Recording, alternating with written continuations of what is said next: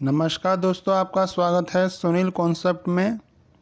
आज हम रसायन विज्ञान पार्ट सेकंड बीएससी अंतिम वर्ष का उसके जितने भी बहुविकल्पीय प्रश्न हैं उनको सॉल्व करेंगे। और इस वीडियो को देखने के बाद आपको दूसरी वीडियो देखने की ज़रूरत नहीं पड़ेगी बीएससी अंतिम वर्ष के स्टूडेंट्स के लिए। चलिए शुरुआत करते हैं। और पहले क्वेश्चन की बात की जाए तो पहला क्वेश्चन क्या है। पहले क्वेश्चन में लिखा हुआ है कि CH3 single bond O C2H5 के PMR स्पेक्ट्रम में PMR सिग्नलों की संख्या कितनी है। तो क्वेश्चन नंबर फर्स्ट की बात करी जाए तो वो कितनी होती है, वो आपकी होती है 3 होती है। वो कितनी होती है 3। फिर है सेकंड क्वेश्चन की बात की जाए तो CH3 CH2OH मतलब एथिल अल्कोहल के PMR वर्णक्रम में मैथिल समूह का सिग्नल दिखाई देगा। तो मैथिल समूह का जो सिग्नल है वो किस टाइप का दिखाई देता है, तो वो दिखाई देता है ट्रिपलेट का। तो ए ऑप्शन ठीक है। फिर आगे बढ़ते हैं। क्वेश्चन नंबर 3 की यदि बात की जाए तो क्वेश्चन नंबर 3 में है PMR वर्णक्रम में CH3 CHO देगा। तो CH3 CHO जो देगा वो क्या है, 2 संकेत देगा, 1 संकेत देगा, 3 संकेत देगा। तो वो 2 संकेत देता है। फिर क्वेश्चन नंबर 4 की बात की जाए, निम्न को पहचानने के लिए आप किस स्पेक्ट्रोस्कोपिक विधि का प्रयोग करोगे। तो मतलब पहचानने के लिए आप किसका प्रयोग करते हैं, तो NMR स्पेक्ट्रोस्कोपी का हम यूज करते हैं। फिर क्वेश्चन नंबर 5 की बात कर रहे हैं तो NMR स्पेक्ट्रोस्कोपी में CH3OH देगा। तो CH3 CHO कौन सा सिग्नल देगा ये पूछा है क्वेश्चन नंबर 5 में। तो वो क्वेश्चन नंबर 5 में देगा आपका 2 सिग्नल देगा। वो कितना देगा, 2 सिग्नल होगा। फिर नेक्स्ट बढ़ते हैं। फिर क्वेश्चन नंबर 5 की बात करेंगे। क्वेश्चन नंबर 5 में लिखा हुआ CH3 CH2 CHO में NMR स्पेक्ट्रम में मैथिल समूह का संकेत दिखाई देगा। तो इसकी बात कर लेते हैं। तो कैसा दिखाई देगा, तो इसमें जो है आपका क्वेश्चन नंबर 6, तो क्वेश्चन नंबर 6 का है ट्रिपलेट दिखाई देता है। फिर क्वेश्चन नंबर 7 की बात की जाए तो 7 में है 1,2-डाई-ब्रोमोएथेन के PMR स्पेक्ट्रम में संकेतों की संख्या। तो 1,2-डाई-ब्रोमोएथेन में PMR स्पेक्ट्रम जो होते हैं वो कितने होते हैं, तो वो 0 होते हैं। फिर आगे बढ़ते हैं। क्वेश्चन नंबर 8 की बात की जाए तो 8 में लिखा हुआ है CH3 CHBr2 में मैथिल समूह के लिए सिग्नल का विपाटन व शिखरों की अपेक्षित तीव्रता तो वो कितनी होती है ये पूछा हुआ है। तो 8:1:1 का होता है, 8:1:1। तो ऑप्शन नंबर ए ठीक है। फिर क्वेश्चन नंबर 9 में है कि PMR स्पेक्ट्रम में एक यौगिक निम्न आंकड़े व्यक्त करता है। Delta 7.22 S2H, delta 3.59 S2H, delta 2.77 Q2H और डेल्टा 0.97 T3H। तो वह यौगिक है। तो हमें यौगिक की पहचान करनी है। तो आप यौगिक की पहचान कर लेना, फॉर्मूला आपको पता ही है। तो इसमें जो यौगिक होगा वो कौन सा होगा ये पूछा है। तो ऑप्शन नंबर बी इसका राइट आंसर है, ऑप्शन नंबर बी। तो आगे बढ़ते हैं। एक और लास्ट क्वेश्चन है। इसमें है कि CH3 CH2OH में विभिन्न प्रकार के प्रोटोनों तथा उनके अनुपात की बात कर रहे हैं। तो अनुपात जो होता है 3 प्रकार के प्रोटॉन तथा अनुपात जो होता है 3:2:1 1 होगा। तो ये हमने बहुविकल्प प्रश्न किए। सेट फर्स्ट के क्वेश्चन थे ये हमारे सभी, सेट फर्स्ट। अब ये सेट सेकंड के क्वेश्चन शुरू होते हैं हमारे, सेट सेकंड। तो हमने इन ऑब्जेक्टिव्स को सेट में डिवाइड करा है, तो जिससे कि आपको आसानी रहे। अब बात कर लेते हैं सेट में। तो इसमें सबसे पहला है दूसरा क्वेश्चन की बात की जाए सेट का, तो इसमें लिथियम मेथिल CO2 से अभिक्रिया करके बनाता है। तो लिथियम मेथिल CO2 से अभिक्रिया करके क्या बनाता है ये पूछा है। तो इसका राइट आंसर होगा एसिटिक अम्ल बनाता है। तो क्वेश्चन नंबर सेकंड का CO2 वो एसिटिक अम्ल। ग्रिग्नार्ड अभिकर्मक की बात कर रहे हैं। ग्रिग्नार्ड अभिकर्मक तो एल्किल मैग्नीशियम हैलाइड होते हैं, ये पता होना चाहिए। RMgCl वो X। फिर ग्रिग्नार्ड अभिकर्मक जुड़ जाता है, तो किन किससे जुड़ जाता है ये पूछा है। तो ग्रिग्नार्ड अभिकर्मक जो जुड़ जाता है वो आपका इन सभी से जुड़ जाता है। ये ए से भी जुड़ जाएगा, इससे भी जुड़ जाएगा, इससे भी। तो इसका मतलब ये राइट है, इन सभी से जुड़ जाता है। फिर आपकी बात आ रही है कि क्वेश्चन नंबर 5 में क्या है। तो क्वेश्चन नंबर 5 में कि अभिक्रिया CH3 का whole twice C double bond O। तो ग्रिग्नार्ड अभिकर्मक CH3MgBr से क्रिया करी और जल से करी, तो डी यौगिक कौन सा बनेगा। तो डी यौगिक जो बनेगा वो हमारा कौन सा बनेगा, फिफ्थ का बी ऑप्शन बनेगा, CH3 का होल ट्वाइस C। तो ट्रिपल एल्कोहल का काम करता है जी, तो ट्रिपल एल्कोहल बनता है। क्वेश्चन नंबर 6 की बात की जाए, तो क्वेश्चन नंबर 6 में है कि ग्रिग्नार्ड अभिकर्मक RLi2ZN में सबसे अधिक क्रियाशील कार्बधात्विक यौगिक कौन सा है। तो सबसे क्रियाशील कार्बधात्विक जो यौगिक है वो RLi है, तो बी ऑप्शन ठीक है। फिर क्वेश्चन नंबर 7 में विक्टर ग्रिग्नार्ड को ग्रिग्नार्ड अभिकर्मक के आविष्कार पर नोबेल पुरस्कार दिया गया था। तो विक्टर ग्रिग्नार्ड जो थे इन्होंने ही ग्रिग्नार्ड अभिकर्मक के आविष्कार किया था, जिस एवज में इन्हें नोबेल पुरस्कार दिया। अब ये सन पूछे हुए हैं, तो सन कौन सी होगी। तो सन है आपकी 1912 में। फिर नेक्स्ट बढ़ते हैं, क्वेश्चन नंबर 8 की बात कर लेते हैं। क्वेश्चन नंबर 8 में क्या है। क्वेश्चन नंबर 8 में है RMgX RLi R2ZN में क्रियाशीलता का क्रम। तो क्रियाशीलता का क्रम जो होगा वो RLi का सबसे ज़्यादा, फिर RMgX, फिर R2Z। फिर क्वेश्चन नंबर 9 ग्रिग्नार्ड अभिकर्मक है। तो ग्रिग्नार्ड अभिकर्मक नाभिक इसने ही है, इसको याद रखना। फिर क्वेश्चन नंबर 10 ऑक्सीरेन से मेथिल मैग्नीशियम ब्रोमाइड अभिक्रिया करके प्राप्त यौगिक का जल अपघटन करने पर प्राप्त होता है। तो वो क्या प्राप्त होता है, तो वो प्राप्त होता है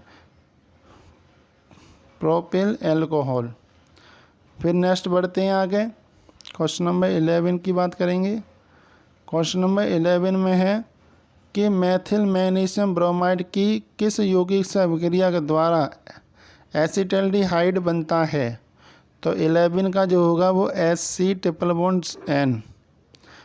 और 12 की बात करें तो RMgBr की साइनोजन से अभिक्रिया द्वारा प्राप्त यौगिक, तो वो कौन सा RCN है, ठीक है।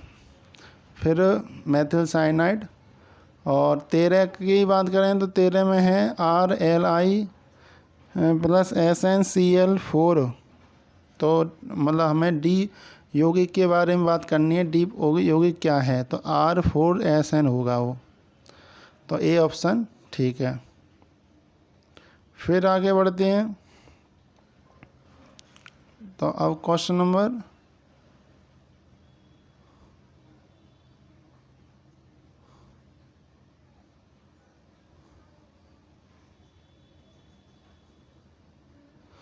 तो क्वेश्चन नंबर 14 की बात करते हैं। क्वेश्चन नंबर 14 में क्या लिखा हुआ है, R2Zn प्लस CH3 का होल थ्रा है CCl। तो ए और बी दो यौगिक बन रहे हैं, तो ए और बी यौगिक कौन से हैं ये पूछा है 14वें में। तो वो है आपका ए ऑप्शन, CH3 का होल थ्रा है CR और RZnCl। फिर क्वेश्चन नंबर 15 में है कि RMgX SO2 और जल के साथ यौगिक कौन सा बनाते हैं, मतलब ग्रिग्नार्ड अभिकर्मक SO2 और H2O से क्रिया करके क्या बनाते हैं। तो ऑप्शन है आपका RSO2H। फिर 16 की बात करें, CH3MgCl फॉर्मल्डिहाइड के साथ अभिक्रिया से प्राप्त यौगिक का जल अपघटन करके देता है। तो कौन सा मतलब ऑप्शन है इसका, तो इसका ऑप्शन है बी, CH3CHO एसिटल्डिहाइड देता है। फिर आगे बढ़ते हैं, क्वेश्चन नंबर 17 की बात करेंगे। क्वेश्चन नंबर 17 में है ग्रिग्नार्ड अभिकर्मक एल्किल साइनाइड के साथ अभिक्रिया से प्राप्त यौगिक का अपघटन करके देता है। तो 17 का जो होगा वो एसिटल्डिहाइड देता है। 18 की बात करें तो 18 में CO2 गैस CH3MgCl के ईथर के विलयन में 0 डिग्री सेल्सियस पर गुजारने पर देती है। तो वो क्या देती है, CH3COOH एसिटिक अम्ल देती है। 19 की बात करते हैं तो 19वें में है कि निम्नलिखित में से कौन CH3MgBr से क्रिया कर टर्सरी एल्कोहल देता है। तो कौन सा देता है, तो CH3 का होल टू है C डबल बॉन्ड O ये देता है। फिर बढ़ते हैं आगे, तो इसको ईथर भी वो कीटोन वर्ग के लोग भी कहते हैं। और क्वेश्चन नंबर 20 की बात की जाए तो 20 में है CH3MgBr में कार्बन परमाणु पर होता है। तो कार्बन परमाणु पर होता है तो आंशिक ऋण आवेश, आंशिक धन आवेश, कोई आवेश नहीं, तो आंशिक ऋण आवेश होता है। और 21 की बात की जाए, निम्नलिखित में से कौन CH2CHO से अभिक्रिया पर 2 डिग्री एल्कोहल देता है। तो 2 डिग्री एल्कोहल ये सभी देते हैं, तो इसका ऑप्शन होगा डी। फिर 22 की बात की जाए, निम्नलिखित में से कौन कार्बधात्वी यौगिक है। तो कार्बधात्वी यौगिक कौन सा है, C2H5 का होल 4 Pb। फिर एक लास्ट बचा हुआ है, तो वो क्या कौन सा है, वो है 23 की बात कर रहे हैं। तो 23 में है आपका कि निम्नलिखित में से किसकी अभिक्रिया ग्रिग्नार्ड अभिकर्मक से कराने पर प्राप्त यौगिक का जल अपघटन करने पर डाईथायोनिक अम्ल प्राप्त होता है। तो वो कौन सा है, वो है आपका बी, CH2। कौन सा है, CH2। तो इसके बाद ये हो गया। फिर अब आगे बढ़ते हैं और अब हम सेट थर्ड की बात करेंगे। सेट थर्ड, तो सेट थर्ड में क्या लिखा हुआ है इसको बढ़ते हैं। ये हमारे सेट थर्ड में है। तो इस थर्ड की बात करते हैं तो इसमें सबसे पहला है कि कार्बोक्सिलिक अम्लों के सापेक्ष सल्फोनिक अम्ल हैं, दुर्बल अम्ल हैं, प्रबल अम्ल हैं, समान अम्ल हैं, समान प्रबल या कोई नहीं। तो बी ऑप्शन है, प्रबल अम्ल हैं। फिर क्वेश्चन नंबर 2 में प्राथमिक, द्वितीयक और तृतीय एमीनों को पृथक करने में प्रयुक्त किए जाने वाला अभिकर्मक है। तो वो कौन सा है, तो वो आपका है CaRSO2Cl। फिर सैकरिन किस यौगिक का सोडियम लवण है। तो सैकरिन किस यौगिक का सोडियम लवण है ये पूछा है। तो वो है आपका O सल्फोबेंजोइक इमाइड। फिर क्वेश्चन नंबर 4 की बात करें तो question number 4 N alkyl sulfonamide एल्किलो में मिले है क्योंकि इनमें होता है, तो क्या होता है, अम्लीय हाइड्रोजन होता है। निम्न में से कौन ज्वेटर आयन बनाता है, तो ज्वेटर आयन कौन सा बनाते हैं, तो ज्वेटर आयन जो बनाने वाले हैं वो सल्फोनिलिक अम्ल बनाते हैं। क्वेश्चन नंबर 6 में निम्न में से कौन अधिक अम्लीय है, तो कौन सा है, बेंजीन सल्फोनामाइड। फिर क्वेश्चन नंबर 7 में है क्लोरीन ऑक्सीकरण कर देता है, तो क्लोरीन ऑक्सीकरण कर देता है, क्या देता है, ऑप्शन पढ़ लेते हैं। तो सल्फोनिक अम्ल, सल्फोनिल क्लोराइड, सल्फोनामाइड, हैलोजन, तो इसमें हैलोजन देता है। फिर क्वेश्चन नंबर 8 की बात करें CH3CHO+2R SH ए यौगिक कौन सा है, तो ए यौगिक की बात की जाए तो वो कौन सा है, मरकैपिटल है, वो क्या है, मरकैपिटल। और बताना चाहेंगे कि जो एलपीजी में जो गंध आती है वो भी इसी की होती है। आगे बढ़ते हैं, क्वेश्चन नंबर 9 पे आ जाते हैं। क्वेश्चन नंबर 9 पे क्या लिखा हुआ है, क्वेश्चन नंबर 9 में है कि 2C2H5SH+H2O2 से क्रिया करके क्या बनाता है, तो वो C2H5 का होल ट्वाइस H2 बनाता है। क्वेश्चन नंबर 9 की बात करें, बेंजीन के सल्फोनीकरण में सक्रिय स्पीसीज है, तो वो कौन सा स्पीसीज है, SO3। फिर है 11 एथेनॉल व एथेनथाओल में कौन सा अधिक अम्लीय है, तो कौन सा अधिक है, तो ये है ऑप्शन नंबर ए। फिर आगे बढ़ते हैं, क्वेश्चन नंबर 12 की बात करें तो क्वेश्चन नंबर 12 में है कि मस्टर्ड गैस का निर्माण किया जाता है, तो मस्टर्ड गैस का निर्माण किया जाता है एथिलीन H2Cl2 द्वारा। क्वेश्चन नंबर 13 की बात करें, रासायनिक रूप से हिंसबर्ग अभिकर्मक है, तो हिंसबर्ग अभिकर्मक के बारे में पूछा है, तो मेथिल मैग्नीशियम ब्रोमाइड हिंसबर्ग अभिकर्मक है। क्लोरीन टी का सूत्र, तो क्लोरीन टी का जो सूत्र है वो कौन सा है, CH3C6H4SO2 NaCl3H2O। फिर बात आ रही है क्वेश्चन नंबर, क्लोरामीन टी का उपयोग किया जाता है क्वेश्चन नंबर 15 में, तो वो दर्दनाशक में किया जाता है। क्वेश्चन नंबर 16 में है C2H5IKSH से अभिक्रिया करके देता है, तो क्या देता है, स्थेनथायोल देता है। 17 में निम्नलिखित में से किसका क्वथनांक सबसे कम है, तो किसका क्वथनांक सबसे कम है ये पूछा है। ऑप्शन पढ़ने के बाद ही पता चलेगा, तो ये ऑप्शन देखने पर डी ऑप्शन ठीक है। कौन सा, डी ऑप्शन ठीक है, तो 17 का डी। फिर 18 की बात की जाए तो टोलुइन का सल्फोनीकरण सांद्र H2SO4 के साथ करने पर प्राप्त होता है, तो ये ऑर्थोपैरा टोलुइन सल्फोनिक अम्ल प्राप्त होता है।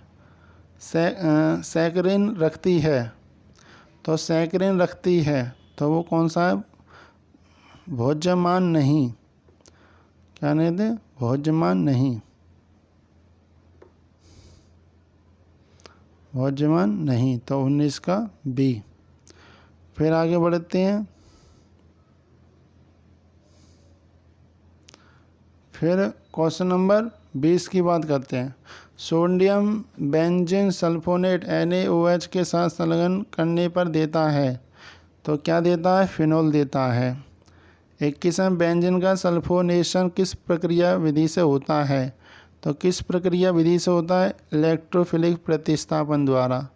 जब सल्फेनिल क्लोराइड NH3 से क्रिया करता है तो यौगिक बनता है, तो कौन सा यौगिक बनता है, वो है सल्फोनामाइड, तो ये बनता है। फिर 23 की बात करेंगे। क्वेश्चन नंबर 23 में है सल्फा ड्रग किससे व्युत्पन्न होता है, तो सल्फिनिलामाइड से व्युत्पन्न होता है। 24 के निम्नलिखित में कौन सी गैस है, तो कौन सी गैस है, तो CH3SH है। बेंजीन के नाभिक में अधिकतम कितने सल्फोनिक समूह आ सकते हैं। 25 की बात करें तो कितने आ सकते हैं, 3 आ सकते हैं। फिर सैकरीन चीनी की अपेक्षा मीठी होती है, तो कितने की अपेक्षा मीठी होती है, कितना गुना मीठी होती है, तो कितने गुना मीठी होती है, 550 गुना मीठी होती है। डाइक्लोरोमिन टी है, तो इन चारों ऑप्शन में से कौन सा है, ये। फिर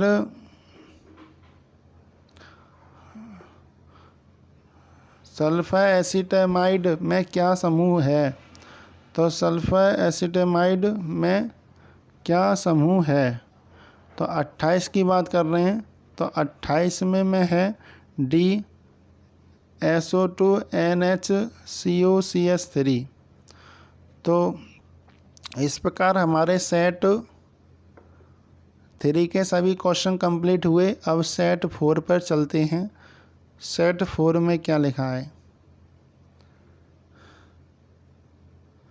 तो सेट 4 की बात कर लेते हैं। सेट 4 में है, पहला क्वेश्चन ले लेते हैं। पहला क्वेश्चन में है निम्नलिखित में से सबसे अधिक एरोमेटिक यौगिक है, तो एरोमेटिक यौगिक की बात कर रहे हैं, तो एरोमेटिक यौगिक है, तो कौन सा है एरोमेटिक यौगिक, थायोफिन है। कौन सा है, थायोफिन, तो ऑप्शन नंबर ए। निम्नलिखित में से सबसे प्रबल क्षार है, तो कौन सा होता है प्रबल क्षार, एनिलीन। फिर आगे बढ़ते हैं। पायरोल के चारों कार्बन एवं नाइट्रोजन परमाणु में संकरण होता है, तो तीसरे की बात की जाए तो सी होगा, sp2। फिर क्वेश्चन नंबर 4 में है कि ये स्ट्रक्चर दिया है, तो बी यौगिक कौन सा होगा, HCN से क्रिया करते हैं, तो ये होगा परफ्यूरल। और फिर उसके बाद क्वेश्चन नंबर 5 की बात करेंगे। क्वेश्चन नंबर 5 में है थायोफिन किसके साथ अभिक्रिया करके 2-क्लोरोमेथिन थायोफिन बनाता है, तो वो SCHO या HCl से क्रिया करता है। KOH की उपस्थिति में पायरोल की आयोडीन के साथ अभिक्रिया से प्राप्त होता है, तो क्या प्राप्त होता है, 2,3,4,5 टेट्रा आइडोपायरोल। पेरिडिन में उपस्थित होता है, तो पेरिडिन में जो उपस्थित होता है तृतीयक N परमाणु उपस्थित होता है। क्वेश्चन नंबर 7 का सी। क्वेश्चन नंबर 8 की बात की जाए तो क्वेश्चन नंबर 8 में लिखा है कि निम्नलिखित में से कौन सा यौगिक एरोमेटिक नहीं है, तो कौन सा यौगिक एरोमेटिक नहीं है, तो पिपरीडिन नहीं है। फिर बढ़ते हैं आगे। क्वेश्चन नंबर 9 की बात करेंगे। क्वेश्चन नंबर 9 में क्या है, क्वेश्चन नंबर 9 में है कि पिरिडिन में इलेक्ट्रोस्नेही प्रतिस्थापन क्रिया किस स्थल पर होती है, तो वो किस स्थल पर होती है, तो बी ऑप्शन इसका ठीक है। फिर आगे इसमें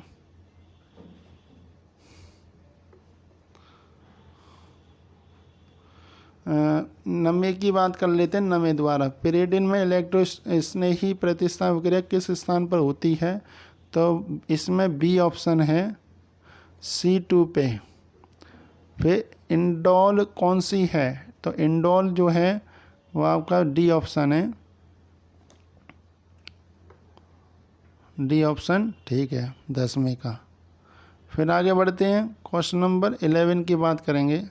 क्वेश्चन नंबर 11 में है सिनामिक हैलाइड ऑक्सीजन को P2O5 के साथ गर्म करने पर प्राप्त होता है, तो क्या प्राप्त होता है, आइसोक्विनोलिन प्राप्त होता है। और स्वच्छ संश्लेषण का अंतिम उत्पादक तो 12 का जो होगा वो बी होगा क्विनोलिन। फिर 13 की बात करूँ, पिरिडिन का नाइट्रोजन परमाणु है, तो पिरिडिन का नाइट्रोजन परमाणु जो है वो कौन सा है, sp2 संकरित। फिर बिस्सर नेपर्स्की संश्लेषण का अंतिम उत्पाद, तो इसका 14 का जो होगा आइसोक्विनोलिन।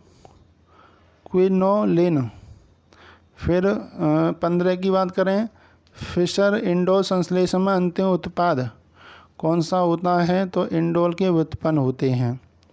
फिर क्वेश्चन नंबर 16 की बात करें, तो क्वेश्चन नंबर 16 में है निम्नलिखित में से कौन विषम चक्रीय यौगिक नहीं है, तो 16 में है ये डी ऑप्शन। फिर आगे बढ़ते हैं, तो फ्यूरॉन का गुणसूत्र होता है, तो फ्यूरॉन का गुणसूत्र होता है C4H4O। निम्नलिखित में से कौन टर्सरी बेस नहीं है, तो टर्सरी बेस नहीं है, कौन नहीं है, डी ऑप्शन है, एन मेथिन एनिलीन नहीं है। फिर आगे बढ़ते हैं, क्वेश्चन नंबर 19 की बात करेंगे। क्वेश्चन नंबर 19 में है निम्नलिखित में से किसकी सबसे कम अनुनाद ऊर्जा है, तो किसकी है, पिरिडिन की है। फिर क्वेश्चन नंबर 20, निम्नलिखित में पेरिडिन और पाइरोल में क्षारीय गुणों का सही क्रम, तो सही क्रम यदि देखी जाए तो पाइपेरिडिन का सबसे ज़्यादा, पाइरोल का सबसे कम, तो ये आपका बढ़ते हुए क्रम में है। फिर क्वेश्चन नंबर 21 की बात करेंगे।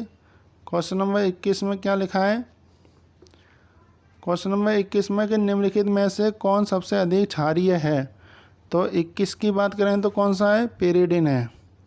फिर 22 में निम्नलिखित में से कौन सा कथन असत्य है, तो असत्य कथन की बात की जाए तो पेरिडिन एक अति सक्रिय एरोमेटिक यौगिक है, यही गलत है। आगे बढ़ते हैं, फिर 23 की बात करें, क्विनोलिन प्राप्त की जाती है, तो क्विनोलिन प्राप्त की जाती है ग्लिसरॉल को नाइट्रोबेंजीन एवं H2SO4 के साथ गर्म करके, तो ए ऑप्शन ठीक है। 24 का निम्नलिखित में से कौन सा एक अम्ल की तरह व्यवहार करता है, तो कौन व्यवहार करता है, तो आप पाइरोल व्यवहार करता है। 25 की पेरिडिन के डिलोकेलाइज्ड ऑर्बिटल में कितने पाई इलेक्ट्रॉन होते हैं, तो कितने पाई इलेक्ट्रॉन होते हैं, 6 पाई इलेक्ट्रॉन होते हैं। तो इस प्रकार से हमने आज 4 सेट कंप्लीट कर दिए हैं और नेक्स्ट वीडियो में हम 5वें, 6ठे, 7वें, 8वें सेट को कंप्लीट करेंगे। तो वीडियो को पसंद आई हो तो वीडियो को लाइक कीजिए, शेयर कीजिए और सब्सक्राइब जरूर कर दें चैनल को, जिससे कि नेक्स्ट वीडियो दमदार तरीके से हम पेश कर सकें। मिलते हैं एक और नई वीडियो के साथ।